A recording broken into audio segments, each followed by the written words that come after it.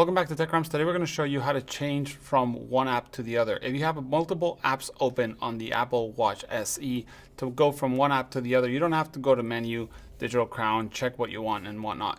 You can do it by pressing the button on the bottom under the digital crown. And here when we press it, we actually get the different apps and we can scroll the different apps. So this is how we go from, let's say, emoji, all the way to Spotify, or we want to go back to podcasts. So that is by pressing the button on the side. So one time only. And basically press it one time, you can press it again and leave. And if you want to press it one time and open something, you can open it like that.